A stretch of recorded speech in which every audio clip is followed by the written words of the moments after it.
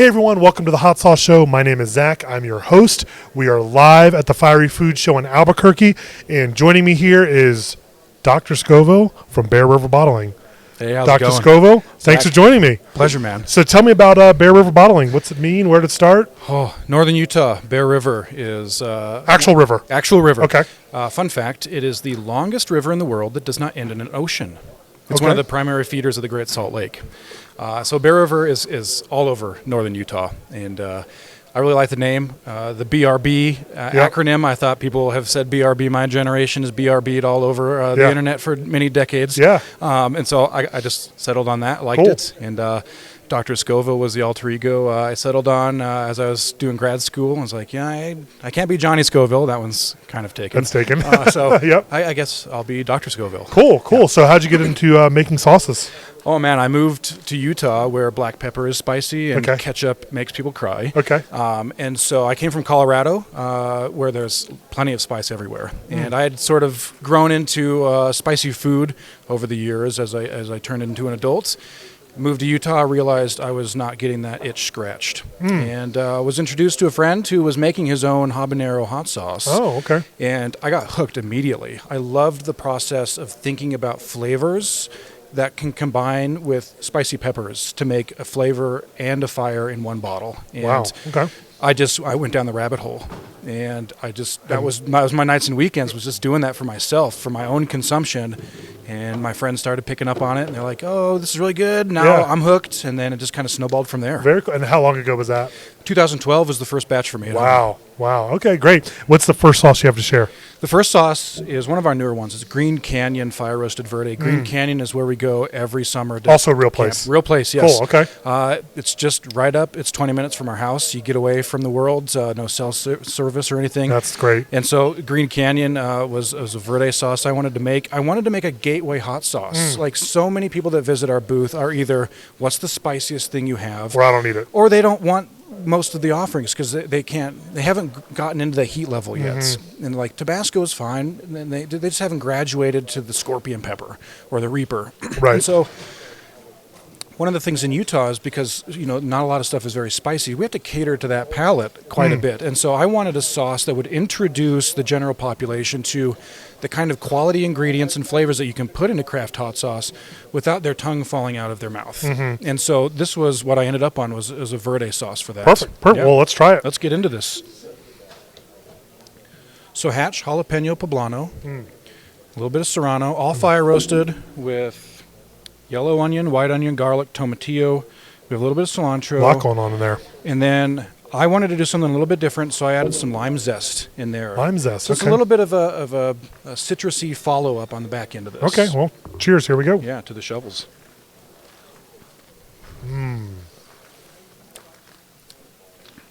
Very mild. Yeah. Very tasty. Yep. A pepperhead will just drink this. Yeah. This is maybe 2 meals for somebody who likes spice, but the flavor. The flavors is where it's all at, and that's the perfect approach with getting someone like on the gateway. Yep. Oh, this is what a hot sauce bottle feels like. Oh, this is pretty good, and they're gonna want a little bit more, a little bit more. Really, really, really nice. And yeah, the citrus is a really nice touch there with the. You said lime. Lime zest. Lime zest. Yeah. Well, I can definitely taste that. Fantastic. What's the next product you have for us? So we're at the Fiery Foods Fest. There's a million amazing hot sauces here. Everybody that's here makes a fantastic hot sauce, flavors, fires, all that stuff. There's an abundance of excellent options here. Yeah. What makes us unique at Bear River Bottling is our spicy sauerkraut.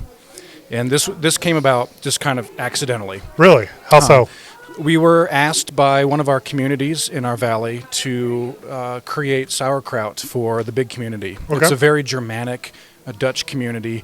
And for 100 years in the fall, they have a sauerkraut festival. Wow. When the cabbage harvest is done, everybody, pickles and jars sauerkraut for the year. And so this is like a multi-generational event, and I was honored to be asked to do sauerkraut. And I had never done sauerkraut, so I was like, I'm going to do it because I love giving back to the community. That's something that's close to our heart. The ethos of our business is giving back to the community as much as possible. I said, we're going to do a spicy sauerkraut, so we stay on brand. I learned how to make sauerkraut, and this was the result. It won the silver medal here in the Scovilles, and it's a fantastic Sauerkrauts. We ferment with red onions and carrots, and so there's a depth of flavor that most sauerkraut doesn't have, and I think that's what really draws a lot of the audience into this. Interesting. Yeah, I don't think I've ever had spicy sauerkraut. So this is a spicy version, and we have some serranos, some jalapeno, and a little bit of habanero in there. We also have a ghost pepper version for people that want a little bit more heat for it. Uh-huh. It's a 5-week ferment. We do everything by hand. It's a huge labor of love. You talk about beating a pallet of cabbage by hand for a day. Wow. And we get the whole crew in there. All the friends show up, and we take out our aggression on cabbage. It's very therapeutic. We beat a pallet of cabbage. I love it. All right, here we go. Cheers. Cheers.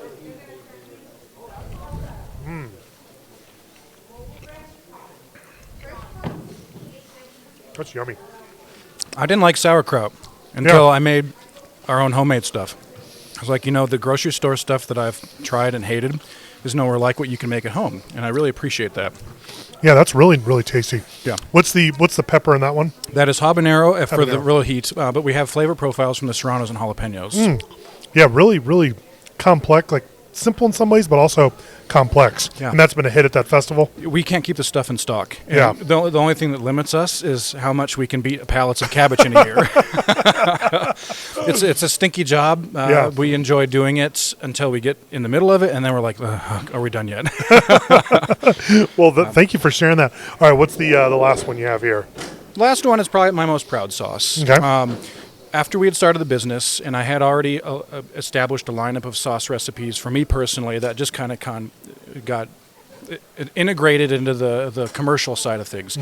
This was the first sauce that I made after the commercial side of things had started, and I was starting to think about the audience, the target. Yes. What can we do? I'd finally been exposed to the huge world of craft hot sauce makers and realizing that some people had made such incredible flavors, and I was like, I got to do something At a unique. high heat level. Yeah, and so this is my first entrance into sort of that way of thinking, and I had a dream.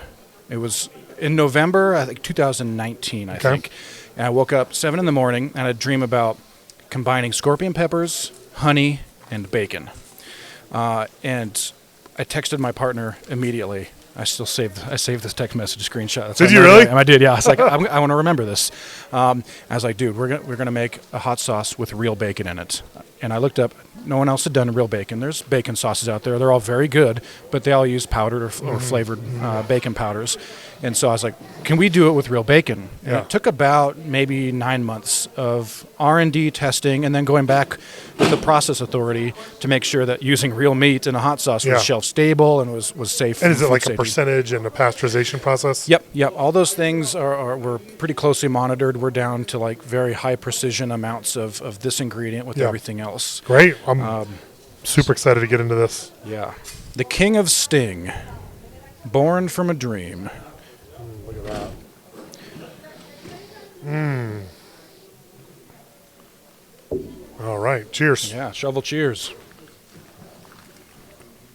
Oh, yeah. Sweet. Sweet's at the party. Bacon's at the party. And the scorpion's like, yep, I'm here too, guys. I'm gonna be fashionably late to this party. Yep. But when I get there, everybody's gonna know. Yeah, it's really the honey, right? Yeah. Yeah, the honey, then the bacon, and then once all that kind of burns off, then the heat comes, but the bacon's still there. Yeah. It's still, you get that nice bacon, and it's strong enough that you can pick out that it's bacon, but it's not overwhelming at all. Yeah. So, wow. Really, really, really nice sauce. So how many years have you been doing the Fiery Food Show? This is our third year. Third year. And so it's not old hat. Like, we're very excited to be here. Good, good. But it's not as scary and as intimidating it was for the first couple of years. Yeah. There were a lot of unknowns. Yep, Yeah, yep. this is an amazing place. Kind of have it figured out. Awesome. Well, thanks for coming to chat. Dude, I appreciate it. Have a great show. You too. Thanks so much.